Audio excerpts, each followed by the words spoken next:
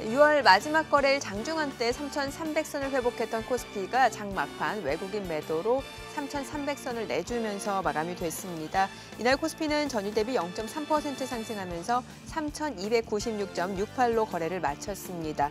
코스닥 역시 전장 대비 0.73% 올랐습니다. 1,029.68포인트로 거래를 마쳤습니다.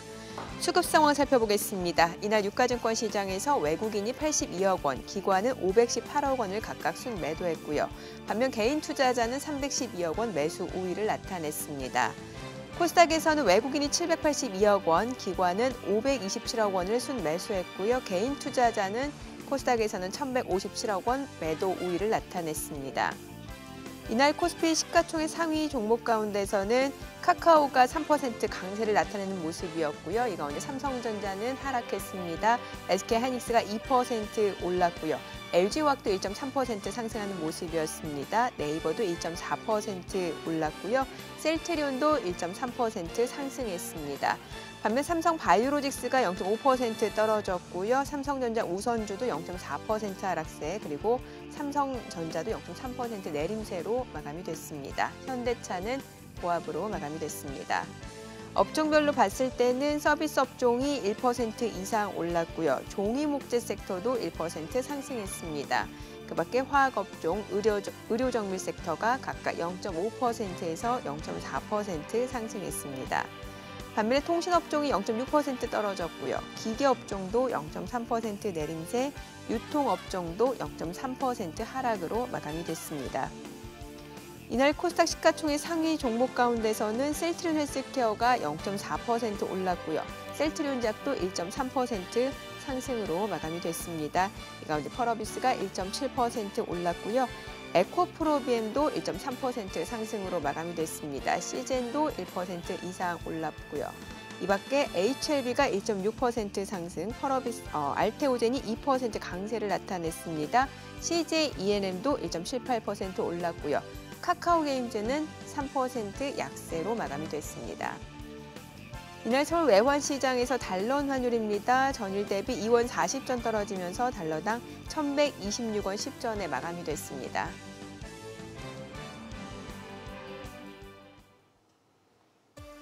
네, 6월 한 달 국내 증시 그리고 글로벌 증시 상황 함께 체크해 보도록 하겠습니다. 안녕하세요. 안녕하십니까? 네, 자 지금 상반기가 이제 마무리가 되고 이제 하반기 네. 개장을 앞두고 있는 상황인데 이제 상반기 전반적으로 또 6월 한 달 전반적으로 좀 리뷰를 해볼 필요가 있을 것 같습니다. 일단 미증시 상황부터 좀 체크를 해볼게요. 상반기 성적이 그래도 꽤 괜찮았던 것 같습니다. 특히 S&P 500 같은 경우는 계속해서 사상 최고치를 이어가고 있죠. 네. 연초에 대부분 증시가 굉장히 빠르게 상승을 하다가 네. 1월 이후에 어떤 변화가 좀 있었었죠. 그때 보면은 성장주보다는 가치주 위주의 또 경기 민감주, 경기 회복 관련주 굉장히 큰 폭의 상승을 보였었고요.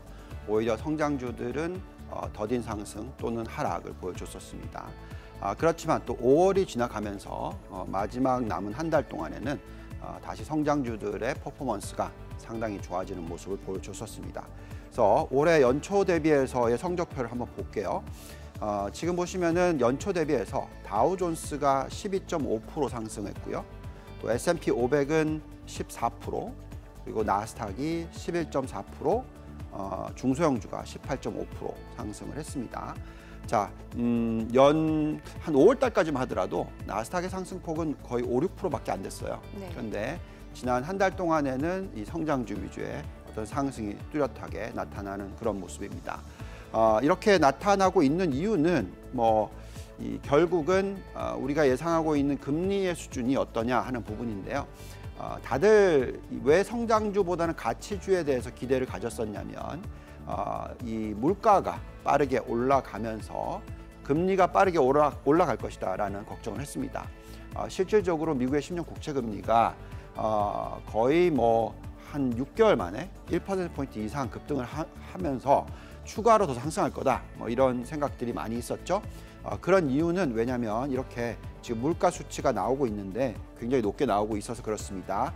자, PCE 프라이스 인덱스 소비자 물가 지수 보시면은 작년 동기 대비해서 3.9% 증가했고 근원이 3.4%, 전달 대비해서는 0.4% 증가하는 모습 보여줬었습니다. 그래서 다들 굉장히 걱정을 했지만 보시면 10년 국채 금리는 오히려 고점 대비해서 3월, 4월 달에 고점을 찍고 나서 1.77%까지 갔었어요. 근데 지금 현재 1.5% 미만 수준에서 계속 안정적인 모습을 보여주고 있습니다. 자, 이렇다는 것은 인플레이션에 대한 걱정이 트랜지토리라고 해서 좀 지나가는 거다. 네. 일시적인 현상이다. 그리고 중장기적으로는 인플레이션이 그렇게 크게 높게 나오지 않을 거다라는 것에 대한 기대가 지금 만들어지고 있다라고 말씀을 드리겠습니다. 자, 그런 부분이 나오고 있는 이유를 말씀을 드리면 결국은 이 임금, 고용, 이 시장의 어떤 모습 자체가 그렇게 튼튼하지 않아 보이는 부분 때문에 그래요. 지금 임금이 차지하는 전체 소득의 임금이 차지하는 비중이 상당히 많이 떨어져 있고 그렇게 빠르게 올라가지 못하는 부분이 있고요. 또 요즘에 보시면은 워낙 생산성이 빠르게 또 자동화가 빠르게 일어났기 때문에 약 이 매출액 100만 불을 벌어들이는데 필요한 임직원이 네. 2명, 3명 정도밖에 안 됩니다. 옛날에는 거의 8명 이랬는데 그만큼 굉장히 빠르게 생산성이 높아지고 있다는 부분을 생각하셔야 될 것 같습니다. 또 그 이외에도 노동 참여율이라고 하죠.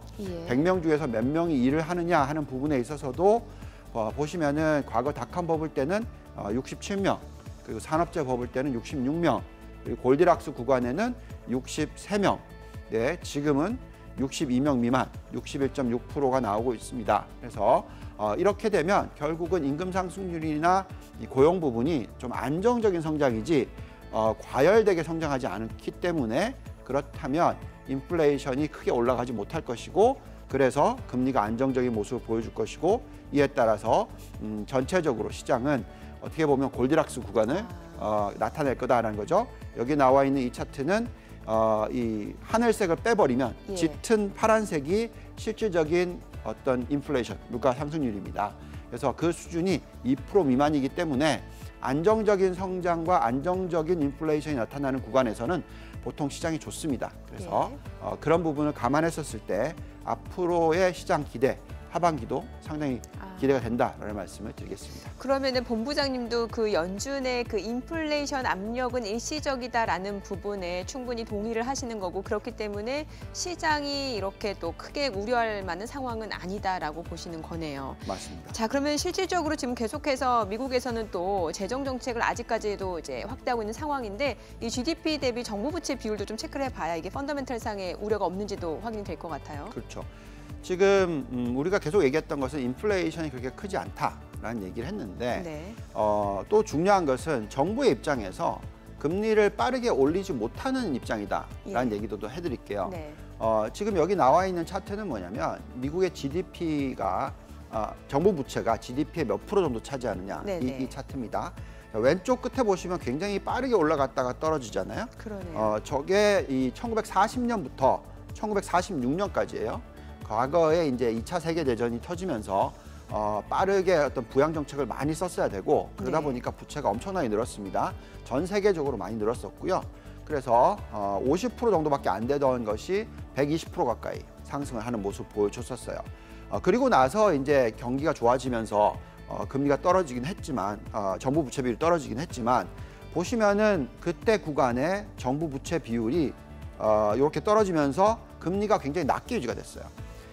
과거에 이 1942년부터 굉장히 긴 기간이었는데요. 1956년까지 저렇게 높은 부채 비율이 있었기 때문에 금리를 2%에서 3% 정도 미국의 10년 국채 금리가 그 수준에서 굉장히 안정적인 모습을 보여줬었습니다. 네, 지금 보시면은 미국의 정부 부채 비율이 또다시 100% 위로 올라섰고 앞으로 2년 정도만 지나면 120%를 돌파할 것 같다라고 나옵니다.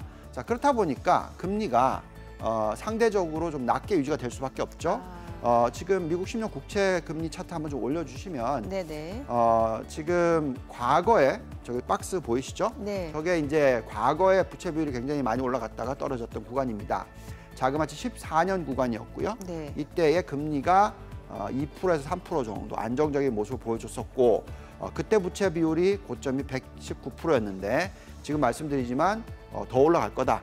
그렇다면 이때 금리보다 좀 낮게 유지가 돼야 된다는 겁니다. 그래서 지금 현재의 10년 국채 금리가 1.5% 수준에서 큰 변화가 없죠.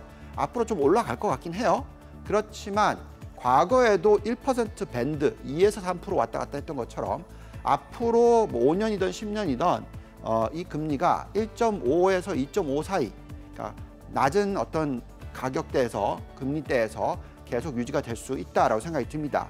지금 정부 부채 비율의 전망치를 한번 보시면은 아까도 말씀을 드렸지만 현재가 107.6%고요. GDP 대비해서 120%까지 앞으로 2023년에 도달하게 될 거다라는 거고, 이 숫자가 앞으로 좀 하향 안정화가 되려면 계속적으로 낮은 금리에 인플레이션은 어느 정도 들어와야 되고, 또 명목 성장률이 제법 있어야지만 계속 GDP가 성장을 하면서 부채 비율을 낮춰줄 수 있는 그런 가능성이 있고, 그렇기 때문에 그런 부분을 감안했었을 때 앞으로 금리가 낮게 유지가 될 거다라는 말씀을 드리겠습니다. 네, 알겠습니다. 자, 오늘 하반기 첫 거래일 개장을 앞두고 있는데 오늘 양시장 상승 출발 예상됩니다. 저희 잠시 후 동시효과 상황 그리고 전략으로 돌아오겠습니다.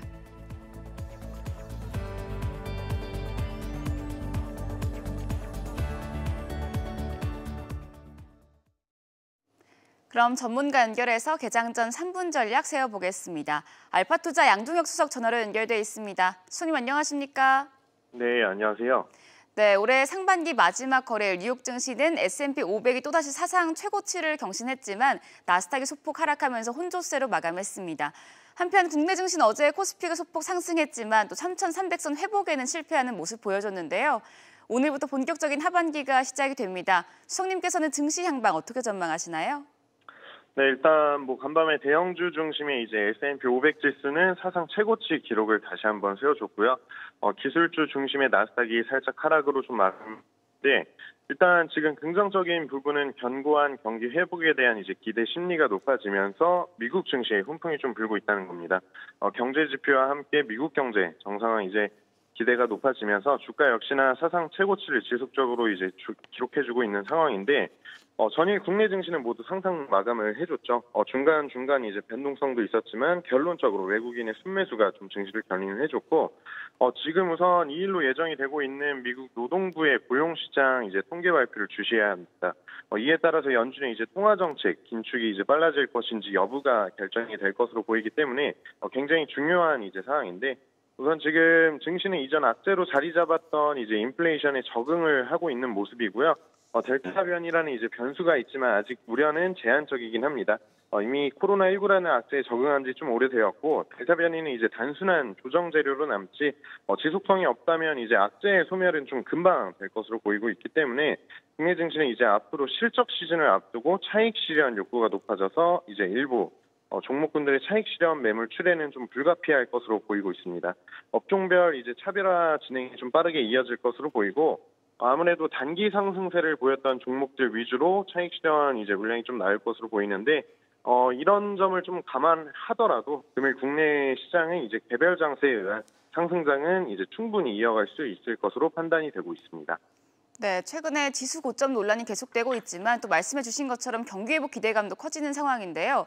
수석님, 7월을 시작하는 오늘 어떤 업종에 주목해 보면 좋을까요? 네, 일단 첫 번째 업종으로는 이제 재택근무 관련주 체크하시면 될 텐데요. 지금 이제 코로나 확진자 숫자가 다시 급증을 해줬습니다. 약 800명 가까운 수치였는데 지금 다시 한번 4차 대유행이 온 것 아니냐라는 이제 말이 나올 정도로 매우 엄중한 상황인데, 코로나 확진자 숫자가 이제 급격하게 증가할수록 늘 흐름을 봤던 이제 관련주가 재택근무 관련주고요. 아무래도 확진자가 지속적으로 나오면서 지금 각 기업들도 이제 재택근무 현행을 유지했는데, 지금 이 상태로 계속 확진자 숫자가 줄어들지 늘어날지 그건 아무도 모르지만, 아무래도 기대감 때문에 재택근무 관련주들은 당연히 큰 하락을 겪었던 상황으로 상승폭을 키워줄 수밖에 없을 겁니다.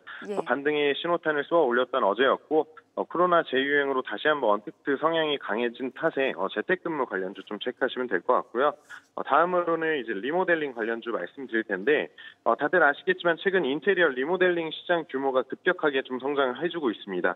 민간주택 공급 활성화 기대감이나 이제 언택트 생활로 인한 코로나19 수혜주이기도 한데, 리모델링 시장은 지난 2010년 약 19조에서 지난해 무려 41조 원으로 이제 2배 이상 성장을 좀 해줬습니다.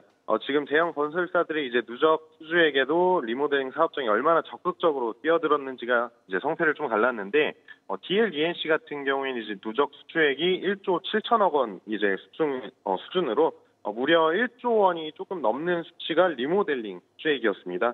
대우건설이나 현대건설도 이제 마찬가지였고요. 주택 경기가 호황을 누리면서 리모델링 사업장이 줄줄이 시공사 선정에 나서고 있는데, 지방까지 이제 번진 리모델링 붐으로 지속적으로 리모델링 시장이 좀 커질 것으로 보이면서 관련주들의 주가 역시나 호재일 수밖에 없을 겁니다. 때문에 앞으로 성증세가 이제 좀 두드러질 것으로 보이는 리모델링 관련주와 앞서 말씀드린 이제 재택근무 관련주 두 가지 체크하시면 되겠습니다. 네, 수석님 그럼 마지막으로 오늘장 대응 전략도 세워주시죠.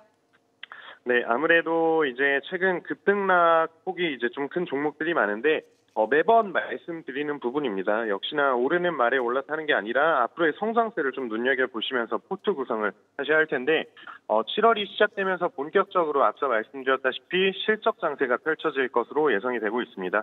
때문에 현재 핫한 섹터가 아니라 앞으로 좀 핫해질 섹터, 즉 이제 지금 경기 재개 기대감이나 코로나19 환경 속에서도 호실적을 나타내고 있는 종목군들의 포트 구성을 좀 신경 쓰시면서 새로운 마음으로 출발하는 7월 투자 시작을 알리셨으면 좋겠습니다. 네, 앞으로의 성장세에 주목하시면서 종목 선별하셔야겠습니다. 말씀 잘 들었습니다. 양종혁 수석이었습니다. 지금까지 개장 전 3분 전략 세워봤습니다.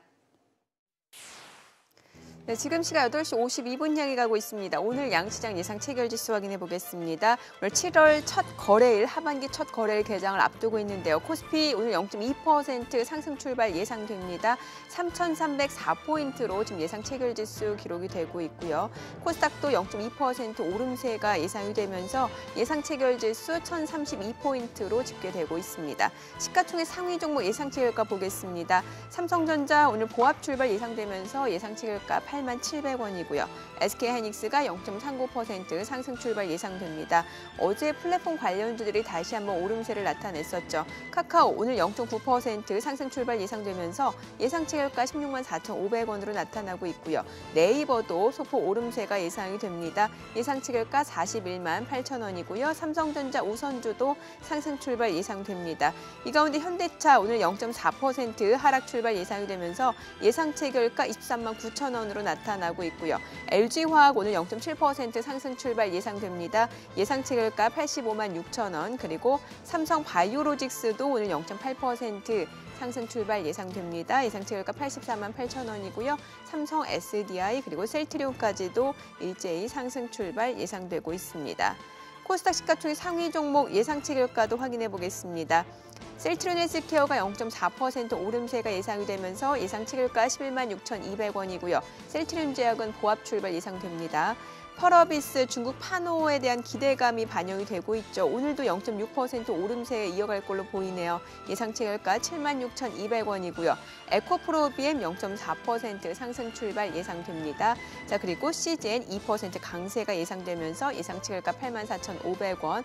어제 많이 떨어졌던 카카오게임즈가 오늘 되돌림 반등이 예상이 됩니다만 반등폭이 그렇게 크지는 않을 걸로 보이고요. CJEN은 보합 출발 예상됩니다. SK머티리얼즈가 하락 출발 예상되고 있고요. 알테오젠이 오늘장 1% 상승 출발 예상됩니다. HLB는 보합권 출발 예상됩니다. 자, 이제 개장까지 6분가량 남았습니다. 다시 한번 시장에 또 영향을 줄 만한 여러 가지 변수 체크 포인트 좀 점검을 해보도록 하죠.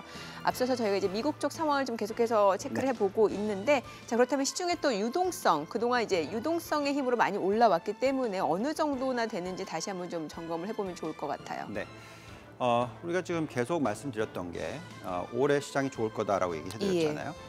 그리고 연말까지는 아마도 3,600 코스피로 보면 돌파를 할 수도 있을 것 같다라는 얘기를 합니다. 근데 만약에 한국 증시가 그렇게 올라가려면 당연히 미국 증시가 추가적으로 올라가야지만 그게 가능하겠죠. 근데 지금 글로벌 시장에 있어서 우리가 가장 걱정하는 부분은 유동성 부분이죠.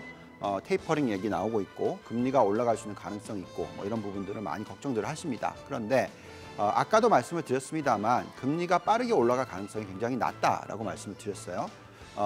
앞으로 어떻게 보면 점차적인 금리 상승이 일어나지 그렇게 급격한 상승은 일어나지 않을 것이다 얘기를 하고 있습니다.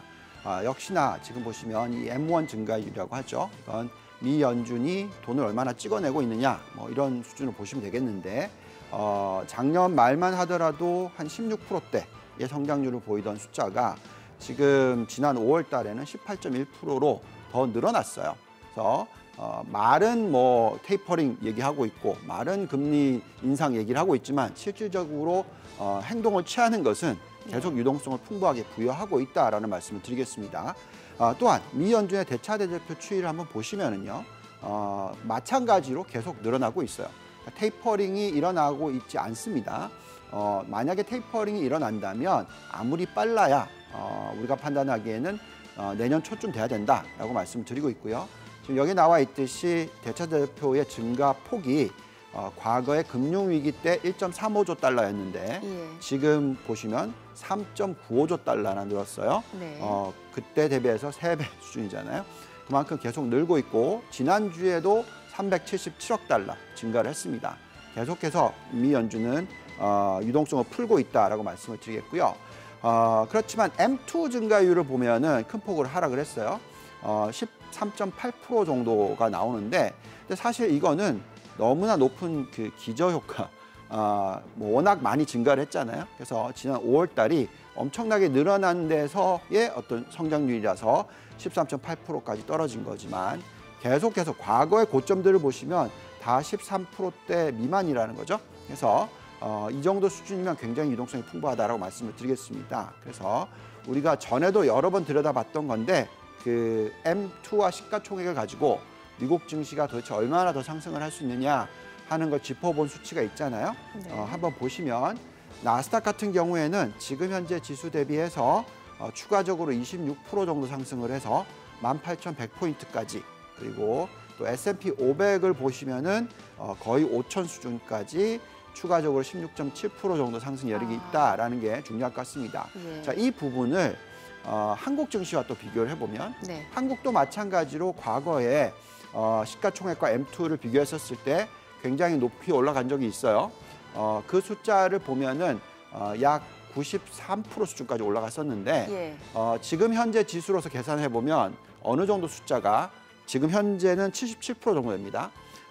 그러면 93%까지 올라간다는 가정을 하면은 코스피가 얼마까지 올라갈 수 있냐 했을 때 3,800 정도까지 3,800. 나오고요. 예. 정말 많이 보면 내년 예. 3월까지로 본다면 그 숫자는 4,200포인트가 나옵니다. 아. 그래서 지금 하반기에도 예. 증시에 대해서 부정적으로 보실 필요는 없을 것 같고요. 특히 우리가 지금 생각하는 썸머 랠리 예. 가능성도 특히 2, 4분기 실적을 생각해 보면 상당히 그럴 가능성이 있다라고 생각하시면서 지금 7월을 좀 개장하시는 게 좋겠습니다. 지금 서머랠리 말씀을 주셨는데 사실 시장 하단이 높아지긴 했습니다만 많은 투자자분들 체감 수익률은 그렇게 높지 못한 그렇죠. 상황이고 또 이게 순환매가 좀 빠르게 나타나다 보니까 대응하기가 쉽지 않은 장이잖아요. 네. 자, 뭐 간단하게 딱 하나겠죠. 예. 예.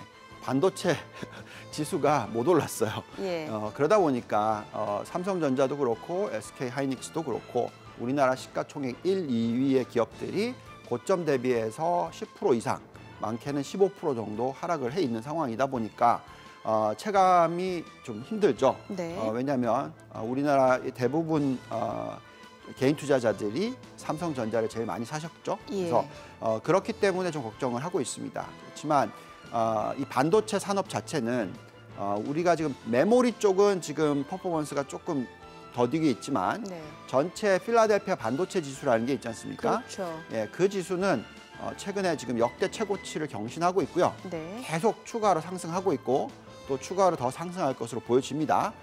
근데 이제 메모리 시장을 놓고 보면은 반도체 중에서 한 18%밖에 안 돼요. 예. 나머지 지금 시장이 워낙 좋다라는 거거든요.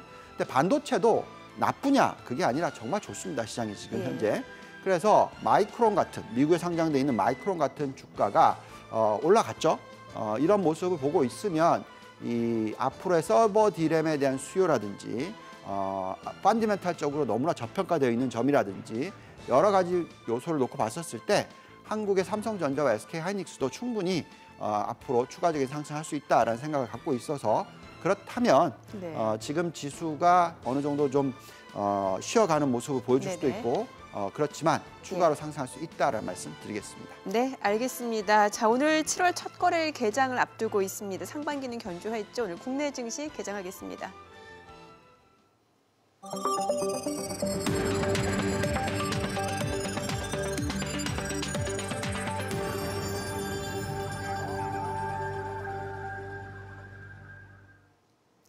네, 7월 1일 목요일 개장이 됐습니다. 간밤 뉴욕 증시 3대 지수 혼조세로 마감이 된 가운데 S&P 500은 또다시 사상 최고치 행진을 이어가고 있습니다.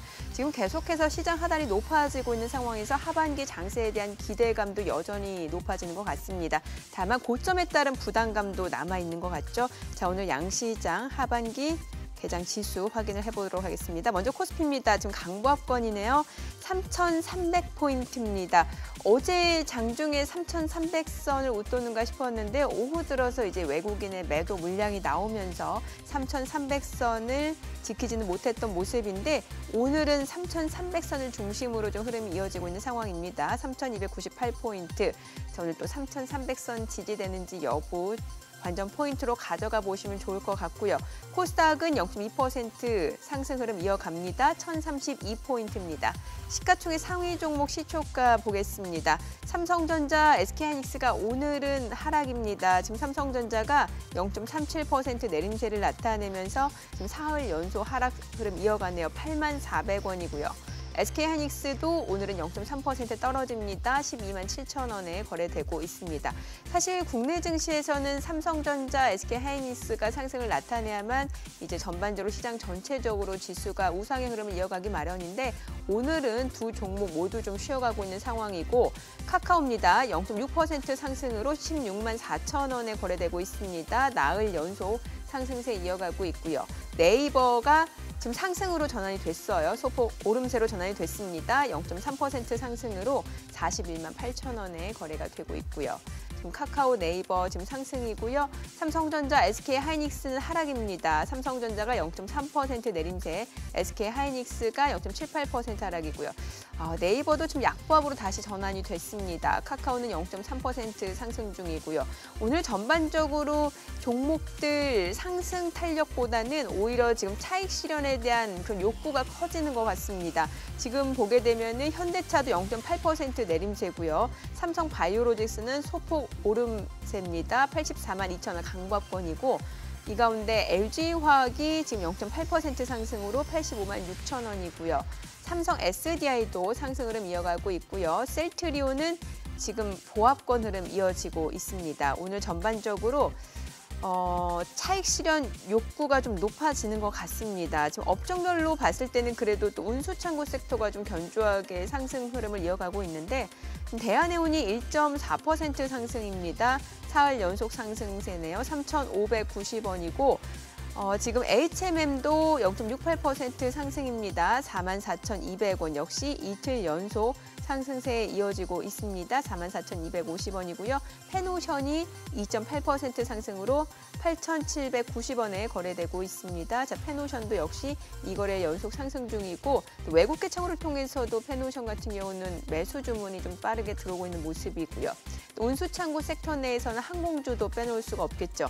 대한항공이 1.5% 상승으로 32,000원에 거래되고 있습니다. 아무래도 백신 접종 속도가 빨라지면서 경기 회복에 대한 기대감, 또 항공주 같은 경우는 여객 수요 회복에 대한 기대감도 빠르게 반영이 되면서 제주항공, 진에어까지도 일제히 상승 흐름 이어가고 있습니다. 코스닥 시가총액 상위 종목 시초가도 보겠습니다. 오늘 셀트리온 헬스케어가 0.5% 상승 중으로 11만 6,300원이고요. 셀트리온 제약도 0.6% 올라갑니다. 펄어비스, 중국 파노 개방에 대한 기대감이 계속해서 주가 상승 모멘텀으로 이어지고 있는 것 같습니다. 5.8% 상승으로 79,500원에 거래가 되고 있고요. 에코프로비엠도 강박권에 지금 거래가 되고 있는 상황입니다. 자, CGN입니다. 지금 코로나19 델타 변이 확산에 대한 우려로 인해서 최근에도 진단키트 관련주들도 계속해서 상승세를 이어오고 있는 모습이죠. CGN이 3.2% 상승으로 85,400원에 거래가 되고 있는 상황이고요. 이 가운데 HLB는 보합 출발입니다. 카카오게임즈가 0.5% 올라갑니다. 어제 이미 3%대 약세로 마감이 됐었는데 오늘 카카오게임즈가 좀 반등을 보여주고 있는 상황이고요. CJ ENM도 강보합권에 지금 거래가 되고 있네요. 18만 3천 원. 그런데 알테오젠도 상승 흐름 이어가고 있습니다. 0.9% 오름세입니다. 지금 시각 9시 5분 향해 가고 있습니다. 수급 상황도 확인을 해보도록 하죠. 오늘 유가증권 시장에서 개인 투자자 홀로 순매수입니다. 1,328억 원 매수 우위고요. 외국인과 기관은 각각 473억 원 그리고 866억 원 순매도를 기록 중입니다. 업종별 수급을 봤을 때 오늘 전기전자 섹터에서는 개인 투자자가 빠르게 매수를 보여주고 있는 반면에 기관 쪽에서는 매도 공세가 만만치 않게 나오고 있는 상황이고요. 오늘 운수창고에서 러브콜을 보내고 있는 수급 주체는 외국인입니다. 외국인이 운수창고, 그러니까 항공주라든지 아니면 해운주를 지금 사들이고 있는 상황이고 지금 반면 개인 투자자는 많이 사고 있는 섹터가 전기전자, 의약품, 화학 섹터 순으로 집계가 되고 있고요. 운수장비 섹터에서도 개인은 순매수를 보여주고 있습니다. 업종별 흐름을 봤을 때는 지금 보시다시피 운수창고 섹터가 올라가고 있고요. 서비스업 그리고 건설업종이 상승 흐름을 이어가고 있는 상황입니다. 코스닥 수급 상황도 확인을 해보도록 하겠습니다. 코스닥도 마찬가지입니다. 개인 투자자 홀로 순매수입니다. 지금 357억 원 매수 우위, 외국인과 기관은 각각 260억 원, 83억 원 순매도를 기록 중입니다. 지금 시각 9시 6분 향해 가고 있습니다. 환율 체크해 볼게요. 간밤에 달러 인덱스가 좀 올라가고 있는 상황인데 오늘 달러 환율도 올라갑니다. 3원 90전 상승한 1,130원에 개장이 됐습니다. 자, 오늘 하반기 첫 거래일 시장이 아직까지 좀 어떤 방향을 잡지 못하고 있는 상황에서 지금 코스피 같은 경우는 반도체주라든지 아니면은 다른 종목들이 좀 차익실을 욕구가 커지고 있는 상황이고 코스닥 쪽에서는 또 보니까 개인주가 다시 한번 좀 순환매 양상인지 모르겠습니다만 매기가 좀 쏠리고 있는 것 같아요. 네. 자, 시장을 놓고 말씀을 드리면 아직까지도 계속 워낙 대형주가 반도체 쪽에 몰려 있다 보니까 특히 메모리 쪽이다 보니까 이 두 개의 종목이 상승을 못할 경우에 지수가 큰 폭의 상승을 하지는 못하고 있습니다. 근데 또 다르게 보시면 그렇기 때문에 추가적으로 상승할 수 있는 여건이 만들어진다라고 보시는 것도 중요합니다. 결국은 주가라는 것은 펀더멘탈을 수렴하게 되어 있습니다. 네, 지금 현재 펀더멘탈을 놓고 봤었을 때 제가 그 외국계 방송에도 나가서 얘기를 했던 부분인데 우리나라의 지금 뭐 여행주라든지 서비스 관련해서의 어떤 종목들의 펀더멘탈을 놓고 보고 있으면 많이 빠르게 회복하는 건 사실입니다. 그렇지만 지금 현재 시점에서 내년도의 매출 기준으로서 PSR이라고 하거든요. 시가총액이 매출 대비해서 어느 정도냐 했었을 때 대부분 다 1배 이상, 뭐 많이 간 것은 2배 이상까지도 올라갔어요. 그래서 앞으로 이 코로나가 정상화 됐었을 때 매출이 정상화가 된다. 이거는 이해가 갑니다. 그렇지만 그 매출이 계속 늘어날까요?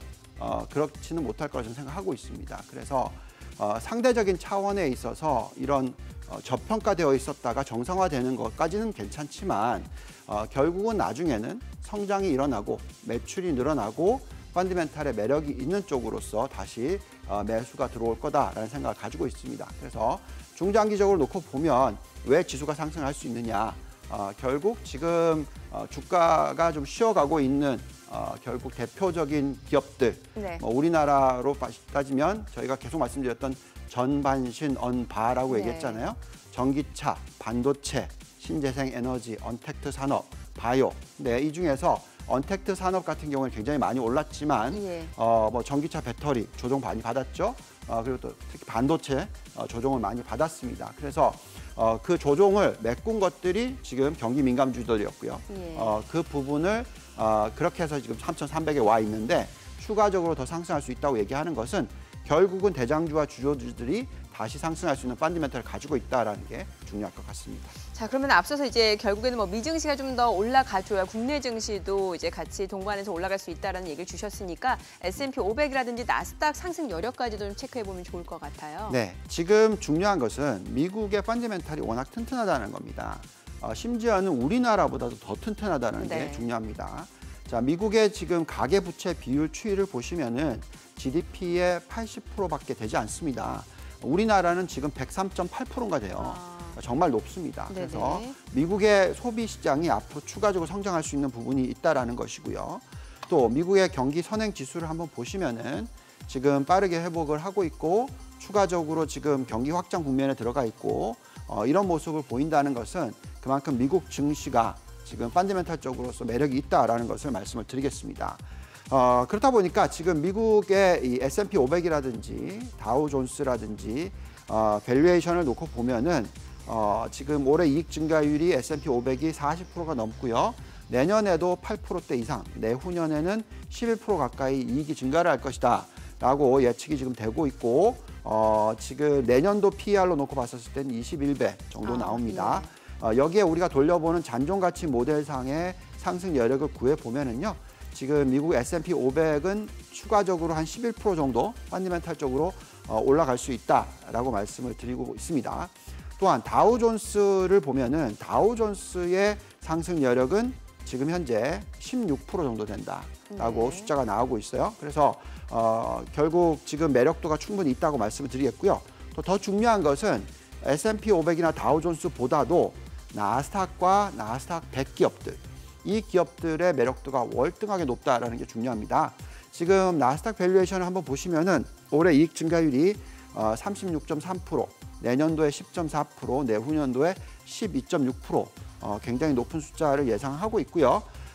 이에 따라서 지금 잔존가치 모델상의 나스닥의 상승 여력은 22% 정도, 또 나스닥 100 기업을 보시면은 33% 이상 이런 숫자가 나오고 있어서 어떻게 보면 성장주라고 얘기를 할 수도 있죠. 나스닥이.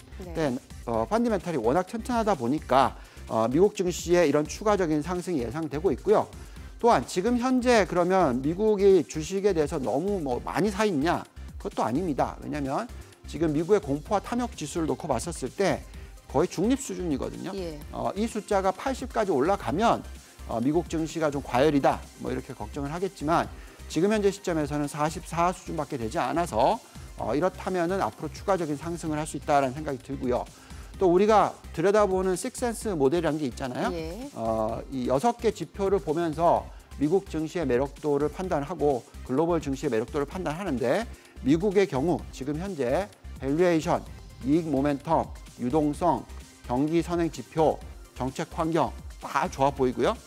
다만 아까 보여드렸던 이 주식 선호도, 공포와 탐욕 지수 이게 이제 중립이기 때문에 0점 이렇게 봤었을 때 총점이 6점 만점에서 4.5점이라고 나온다라는 것은 그만큼 지금 미국 증시는 계속해서 적극적으로 매수해야 되는 타이밍이다라고 말씀을 드리겠습니다. 네. 자, 그러면 하반기 어떤 투자 전략이 좋을까요? 사실 순환매가 좀 빠르게 나타나다 보니까 수익 내기가 쉽지 않거든요. 네. 수익 내기가 쉽지 않은 이유는 네. 샀다 팔았다를 너무 자주 하시기 때문에 그렇습니다. 샀다 팔았다 하지 않더라도 네. 이 포트폴리오 그 수익률을 보게 되면은 변화가 없거나 좀 답답해요. 네.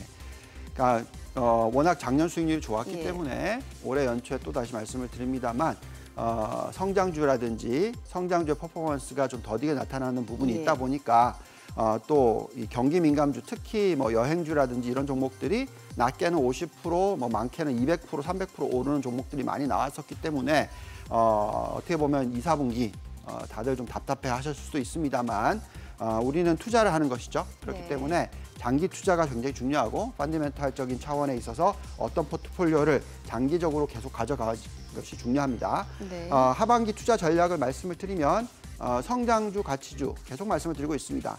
성장주 70%, 가치주 30% 전략이 유효하다 말씀을 드리겠고 또 신흥국과 선진국을 놓고 봤었을 때 선진국 70%, 신흥국 30%이 전략이 적절하다 말씀을 드리고 있고요. 또 경기 민감주를 전체 포트폴리오의 50%는 들고 가셔야 된다. 적어도 네. 많이 들고 가셔도 됩니다. 어쨌든 경기가 지금 회복하는 구간이니까요. 예. 근데 경기 민감주라는 것이 성장주인지 가치주인지 정의는 뚜렷하지가 않아요. 예. 성장주 안에도 경기 민감주가 있고요. 예. 가치주 안에도 경기 민감주가 있습니다. 예. 그래서 어쨌든 경기가 회복을 한다. 이 부분에 대해서 초점을 맞추시는 것이 중요하다고 말씀을 드리겠습니다. 또 그 다음은 이제 포트폴리오 상인데요. 산업별로의 비중을 놓고 보면은 네. 우리가 이제 전반시 넘바라고 한국에 대해서는 그렇게 말씀을 드렸고 네. 글로벌로 놓고 보면 저희가 포트폴리오 어떻게 구성을 가져가냐면 글로벌 IT와 반도체 비중을 30% 정도, 그 다음에 글로벌 에너지, 신재생 에너지 특히 20% 정도, 그리고 또 바이오와 헬스케어 이쪽을 또 20% 정도 가져가고요. 이 세 개가 성장주죠. 네. 그렇기 때문에 이 세 개를 더하면 70% 정도 나옵니다. 자, 그다음에 이제 원자재, 중간재, 산업재, 우리가 얘기하는 이 경기 민감주들이 많이 포함되어 있고요. 또 소비재, 당연히 네. 또 경기 민감하죠. 그래서 이 두 개를 더하면 30% 정도 되고 이 두 개의 업종은 대부분 보통 가치주로 판단하고 있습니다. 그래서 이런 포트폴리오가 중요하다라고 말씀을 드립니다. 자, 그다음에 채권 비중은 어떻게 가져가셔야 되냐 하면 금리가 최근에는 하락하고 있어요. 그렇지만 하락보다는 경기가 회복을 할 것이다라는 것을 생각하셔야 될 것 같고요. 그렇기 때문에 금리는 점차적으로 상승할 거다라는 거고요. 그리고 또 아까 말씀드렸듯이 1.5% 바닥 수준, 고점 2.5% 정도. 그러면 아무리 채권에서 수익이 많이 난다 하더라도 2%대 중반밖에 수익이 안 난다면 채권을 들고 가기 어렵습니다. 게다가 금리가 지금 현재 1.5% 수준에서 2.5%까지 앞으로 몇 년간 올라갈 거라고 예상을 한다면 오히려 평가 손이 나오거든요. 채권은 금리가 올라가면 평가 손이 나옵니다. 그래서 채권 투자가 상당히 어렵다라고 말씀을 드리겠고요. 그렇지만 금이나 은 같은 가상화폐 같은 경우에는 지금 계속해서 아까 보여드렸듯이 M1 증가율이 18%나 나오고 있고 그렇다면 이런 대체 자산에 대한 가치는 올라갈 수 있다. 그래서 이렇게 포트폴리오를 구성하시는 것이 중요하다 말씀드리겠습니다. 그 대체 자산 중에서 좀 여쭤보고 싶은 게 이제 가상 자산하고 은에 대해서 좀 여쭤보고 싶어요. 사실 은 같은 경우는 이제 산업 수요가 워낙 많다 보니까 경기가 회복이 되면은 또 가격이 올라가기 마련이고 가상 자산은 좀 유동성으로도 최근의 흐름을 많이 저희가 전망해 볼 수 있잖아요. 네. 자, 우선 그 지난 일주일 동안, 3년 동안에 어떤 모습을 보였는지 볼게요. 네. 저기 나와 있듯이 이제 비트코인 같은 경우에는 지난 한 달간은 마이너스 18.5%예요.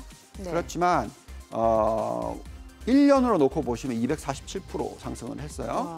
그리고 올해 연초 대비해서도 플러스 8%입니다. 예. 그다음에 금이나 은 같은 대체 자산 같은 경우에는 지난 한 달 동안에 마이너스가 났지만 네. 1년으로 놓고 보면은 은 같은 경우에 40% 상승을 했고요. 금이 별로 움직이지를 못했어요. 그러니까 결국은 지금 금 같은 경우에는 워낙 규모가 크다 보니까 그런 현상이 일어나고 있습니다. 그렇지만 가장 중요한 부분은 아까 말씀하셨듯이 이 M1 증가율이 어떻게 나오느냐. M1 증가율이 아까 18%라는 것은 그만큼 달러의 가치가 상대적으로 대체 자산 대비해서 떨어진다는 얘기입니다. 그래서 그 대체 자산의 가치가 또 그만큼 올라가야 되겠죠. 근데 지금 달러 지수는 큰 변화가 없으니까 그렇습니다. 그래서 우리가 생각할 때는 대체 자산이 상승을 할 거라고 생각을 하는데요. 이 대체 자산의 규모의 변화를 한번 보겠습니다. 연초 대비해서 금 같은 경우에는 12조 달러였었는데 11.3조 달러로 6% 정도 하락을 했고요. 그다음에 은 같은 경우에는 1.4조 달러에서 1.4조 달러 조금 더 하락을 했고 거의 보합 수준입니다. 반면에 가상화폐, 그러니까 아까 보여드렸던 비트코인뿐만이 아니라 모든 가상화폐를 다 포함했었을 때 올해 연초 대비해서 66%나 증가를 했어요. 그래서 우리는 어떻게 보냐면 이 세 개를 다 더합니다. 다 더했을 때 어떤 숫자가 지금 나오고 있냐면 14.2조 달러에서 13.99조, 14조 달러로 약간 하락했어요. 그러니까 1.8% 정도 대체 자산 전체 규모가 줄었단 말이죠. 근데 아까 말씀드렸듯이 올해 연초 대비해서 M1 증가율이 10% 이상 상승을 했어요. 작년 동기 대비해서는 18% 상승을 했단 말이죠. 자, 그렇다면 이 숫자가 지금 좀 잘못된 거죠. 즉 대체 자산의 규모가 더 늘어나야 된다라고 판단합니다. 자, 그렇다면 구성별로는 어떻게 될지 잘 몰라요. 금이 상승을 할지 아니면 은이 상승을 할지 가상화폐가 상승할지는 모릅니다만 여태까지 좀 못 올랐던 은 같은 경우에 또 규모 자체가 1.4조 달러밖에 안 되니까 지금 보시면 지금 은이 사용되는 분야 자체가 어떤 화폐 가치로서 뿐만이 아니라 산업재 가치가 절반 이상이에요. 그래서 여러 가지 뭐 태양광 패널이라든지 전자기계라든지 또 배터리 또 뭐 바이오 이런 쪽에도 다 들어갑니다. 그래서 수요적인 차원에서도 그렇고 또 어떤 상대적인 가치도 그렇고 제가 볼 때는 은 가격이 상대적으로 상당히 많이 상승할 수 있을 것 같다라는 기대를 가지는데요. 지금 근, 은 비율을 한번 보실까요? 보시면은 금, 은 비율이 워낙 높았었다가 지금 하락을 하고 있어요. 그만큼 이제 은의 상대적인 가치가 점점 더 높아지고 있다. 금 대비해서. 그래서 이번 사이클의 하반기에는 은 가격의 상승이 좀 있을지 않을까 하는 그런 기대도 가져보고 있습니다. 그래서 대표적인 은 ETF, SLB라는 ETF도 있고요. 또 2배짜리 레버리지가 SGQ라는 것도 있고요. 그래서 은에 대해서 좀 기대를 좀 해보시는 게 좋지 않나. 그러면 순서별로 보면은 은, 비트코인, 금 이 정도의 순서로 어떤 이 대체 자산에 대한 관심을 가져보실 필요가 있다라는 말씀 드리겠습니다. 네, 알겠습니다. 저희 또 하반기 포트폴리오 전략 그리고 이제 대체 자산에 대한 포트폴리오 전략까지 얘기 들어봤습니다. 본부장님 오늘 말씀 고맙습니다. 잘 들었습니다. 감사합니다. 네, 지금 시각 9시 20분 지나가고 있습니다. 어제장 외국인 순매수 상위 종목 오늘 현재 주가 상황 보도록 하겠습니다. 어제 외국인이 SK하이닉스, SK이노베이션, LG화학, SK아이테크놀로지 그리고 DB하이텍 순매수를 했죠. 오늘 LG화학 오름세 이어가고 있는 상황이고요. SK아이테크놀로지 그리고 DB하이텍도 상승 중입니다. 그리고 SK이노베이션도 올라가고 있는 상황이고요. 그밖에 진원생명과 현대모비스, LG전자, 삼성 SDI도 역시 외국인 순매수 상위 종목인데요. 오늘 삼성 SDI 코어롱인더가 올라갑니다. 자, 기관 순매수 상위 종목도 보도록 하겠습니다. 삼성 SDI, 네이버 카카오, SK이노베이션 그리고 SK아이테크놀로지인데요. 오늘 삼성 SDI, 네이버 오름세고요. 카카오는 지금 보합권입니다. 자, 그밖에 SK하이닉스, 현대위아, DLENC, DB하이텍 기관 순매수 상위 종목입니다. 오늘 DLENC가 올라가고요. 효성첨단소재도 상승 중입니다. 지금 시각 9시 21분 지나가고 있습니다. 시장 전체적인 흐름 볼게요. 코스피가 약보합권입니다. 3,290선. 중심으로 흐름이 이어지고 있고요. 코스닥은 강보합권이네요. 1031포인트입니다. 오늘 7월 1일 목요일 개장 상황 전해드렸습니다.